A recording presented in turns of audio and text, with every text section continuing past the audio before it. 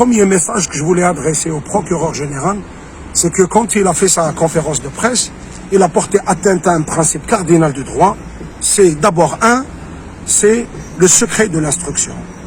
Deuxième, qui est un élément cardinal également de la justice, du droit, c'est la présomption d'innocence. Il n'a pas le droit d'émettre un quelconque avis sur un dossier qui est en instruction.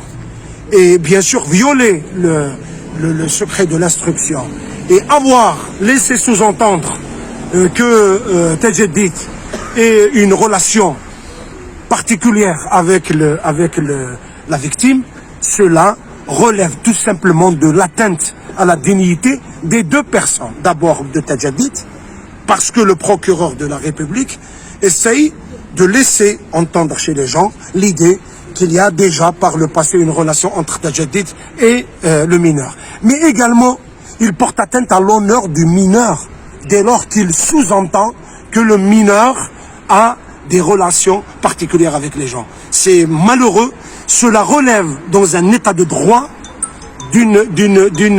d'un renvoi immédiat de ce procureur, parce qu'il a porté atteinte aux principes les plus élémentaires du droit. Deuxième élément que nous avons remarqué, qui n'est pas des moindres, vous savez très bien que le chef de l'État a tenu une réunion du Haut Conseil de sécurité. C'est-à-dire que dans ce pays, après 112 manifestations qui se sont toutes déroulées d'une manière pacifique, malgré des moments très difficiles de manœuvres sournoises, violentes du pouvoir. Au fait, si nous faisons la comptabilité de ce qui s'est passé, qui a été violent dans ce pays depuis 2019? Le Hirak, il n'a commis aucun acte de violence. Par contre, le pouvoir est violent. Il mène une propagande ordurière à travers les médias qui lui sont soumis. Il actionne des relais sécuritaires pour mener une véritable chasse aux hirakistes.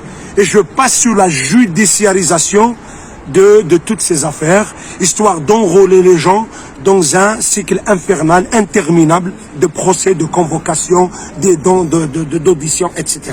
Donc la judiciarisation montre très bien aujourd'hui, avec cette réunion présidée par le chef de l'État illégitime, que le pouvoir continue d'avoir une approche strictement sécuritaire.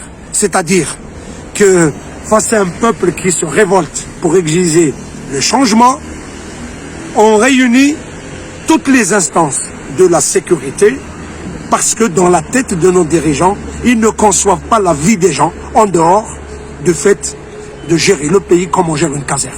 C'est-à-dire soumettre les gens au dictat de la parole du chef. Et cela, je pense qu'ils ne se sont pas rendus compte que le peuple, lorsqu'il s'est révolté, il a brisé justement cette logique.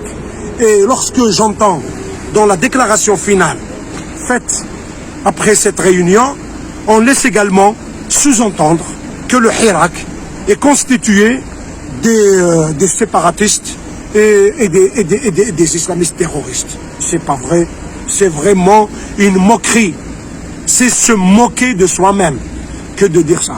Parce que tout le monde sait, le monde entier le sait, que le peuple algérien, lorsqu'il a pris la responsabilité, la décision de sortir dans la rue, il a marqué d'une manière indélébile, irréversible, sa révolution du sceau de l'unité nationale et de l'action pacifique. Donc, ces deux principes qui sont tout le contraire de ce que proclame le pouvoir. Et d'ailleurs, souvenez-vous, ces manœuvres sont tellement répétitives que le pouvoir n'a pas pu faire quoi que ce soit. Il y a eu la manœuvre, si vous vous souvenez bien, du drapeau amazigh, à travers lequel le chef d'état-major de l'époque avait tenté une manœuvre de division du Hirak. Et puis par la suite, souvenons-nous, on a considéré le Hirak comme étant la main étrangère. On a considéré le Hirak comme étant le Cherrima. C'est une petite minorité. Mais aujourd'hui, la démonstration est là, chaque vendredi, chaque mardi. C'est une grande partie du peuple algérien qui descend dans la rue pour revendiquer l'état de droit, pour revendiquer la démocratie, pour revendiquer la justice indépendante.